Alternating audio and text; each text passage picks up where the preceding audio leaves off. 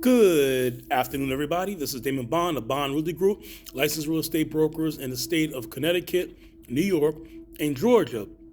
Welcome to Bond Realty Group TV, where we talk about real estate matters that may be of pertinent interest to you or someone you know, family members. So please, if you have any questions, just put them in the comment section, and I'll be happy to answer any and all questions that you may have. All right, welcome to Real Talk. So today on this, Wednesday, March 8, 2023, I want to discuss property inspections. And the reason why I'm saying property inspections, not home inspections. And what exactly is a property inspection? Should you get one? Is it necessary? What does it entail? What are the expectations for the seller if something comes back unfavorable for the property from the inspector's report? So that's what I want to discuss with you today. Okay, so a home inspection or property inspection. A home inspection is basically the overall health of a house. So it's kind of like an examination for a house. So just like we're supposed to go to doctors every year and get our checkup. So when a property goes through a inspection, it gives you the overall vitality of the property. Okay, and so this is done typically, but not exclusively, but it's done typically when one is purchasing a property. Usually we associate with property inspections with houses, single family or, residential real estate. Whether it's a condo or co-op or multifamily or single family, whatever it is, we associate that with home inspections, which is fine. Now, I know here in the tri-state area, yes, a buyer has a right to inspect the property. That's their right. So they can't tell you we're not accepting property inspections. You have that right as a purchaser to have a home inspection. That is your right. Now, home inspections will vary. Typically, a home inspection will run you about $500. And that's just for the basics. If you want anything extra, such as a termite inspection, that's extra usually. Sometimes some home inspectors will also act their license as termite inspectors as well. But usually the home inspector comes, and he'll get in touch with somebody who does termites. If you want radon to be tested, that's another fee. If you want the septic or well water to be tested, that's a separate fee. So it all depends on how exhaustive you want for a home inspection. It all depends on how exhaustive you want. Anything you want is going to be extra. So I remember a few years ago, there was a property inspection for a client of mine. It was a single-family residential house, and his inspection was up to $1,500, which was a lot of money, because in addition to the house, the well water was inspected, the septic was inspected because it was septic. On top of that was a termite inspection. On top of that, radon was done. So you had about 5 other things added on to the home inspection. So it can be costly if that's what you want. As it turns out, he didn't even get the house. We wound up settling for another house.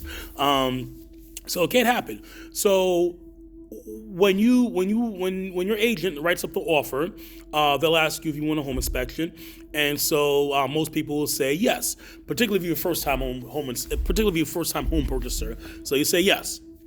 Now that agent, it's up to you to make the appointment for the inspection, and then you'll confer with your agent and what have you, and they'll go from there.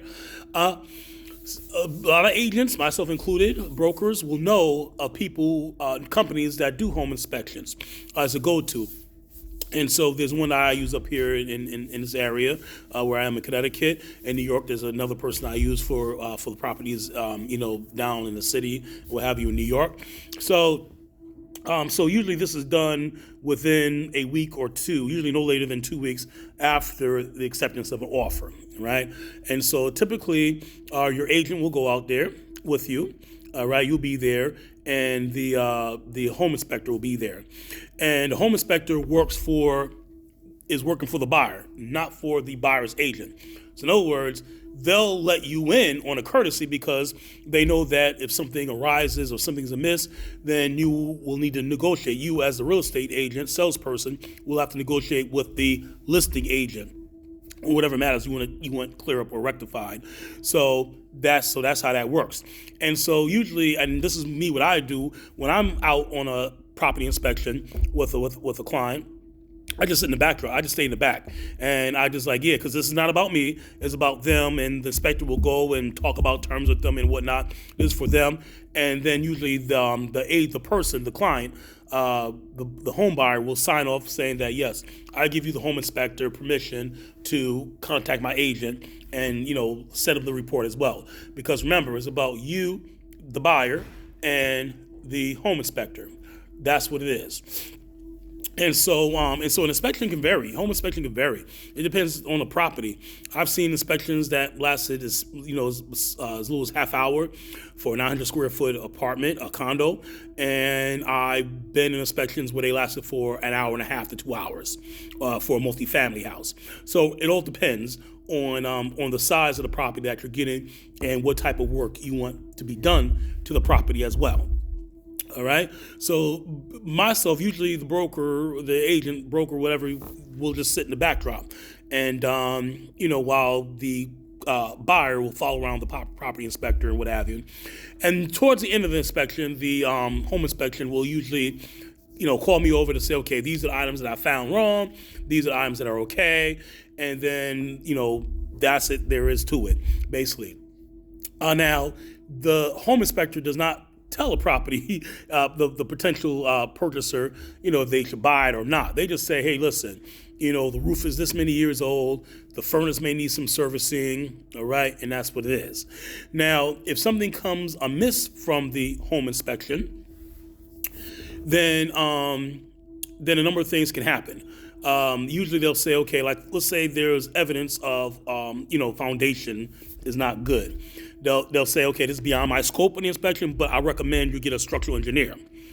Or the roof looks like it's going pretty bad, but you probably want to get a roofer, over here. Or the mechanics is not looking good. They're kind of at the end of their shelf life, so you may want to get a HVAC person up in here, what have you. They'll let you know these things. There's signs of asbestos. You probably want to get, an asbestos person out here for abatement because asbestos around the pipes.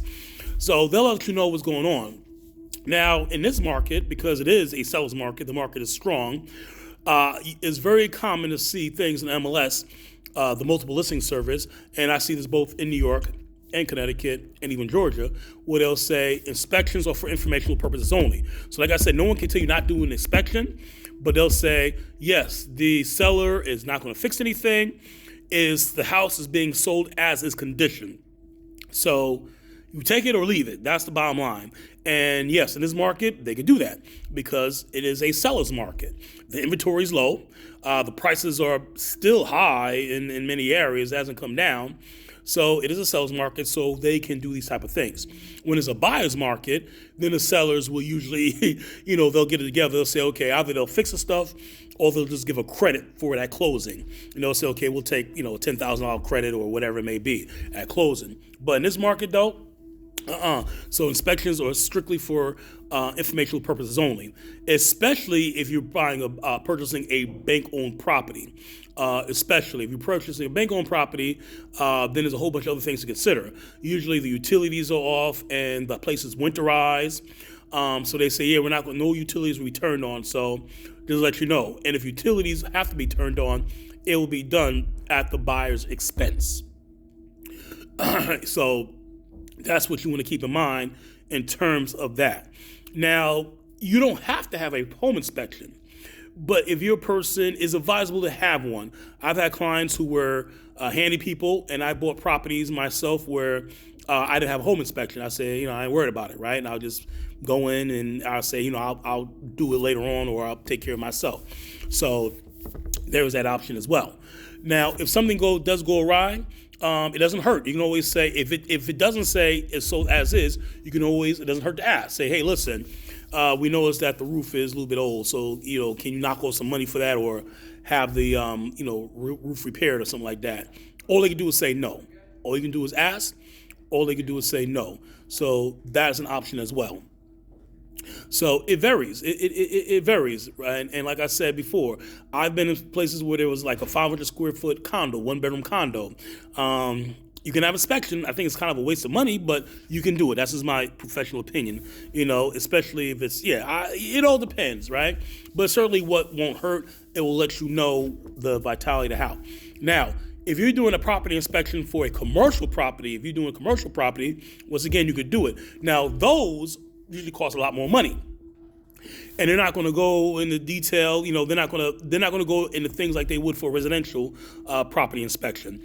So, in a commercial inspection, for example, let's say it's a building, and the building has, is a commercial building, and let's say the building has like two storefronts of it, if you will. They're just going to do an overview. They're not going to say, okay, the toilet is working or what have you. They're going to check the foundation usually. They're going to check the roof. They'll check the insides. They'll check the electric panel, right? They'll do stuff like that. And there's usually a lot more money, but they're not going to do the same things that you would do in a residential inspection. In fact, commercial inspections are usually done because there's a problem. You just want to know how much it's going to cost to take care of it. So let's say you're buying an industrial site. You may get an inspection because you want to know, if there has to be contamination cleanup. What's the cost of that? If there has to be asbestos cleanup. So you're going in knowing that, yes, there are issues here. I just want to know what is the extent of it and how much it's going to cost me. So people who are doing commercial,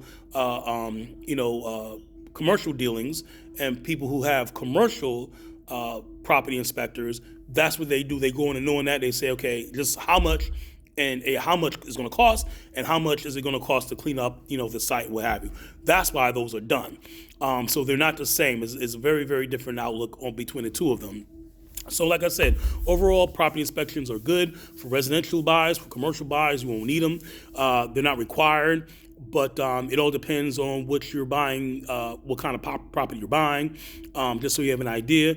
Like I said, if you're buying, let's say, an apartment building, you may want to get the basics, the mechanics, electrical panel, stuff like that, the roof maybe. So it all varies. It all varies in great detail, right? But like I said, your real estate professional should be able to recommend you some property inspectors, for you to have this thing done.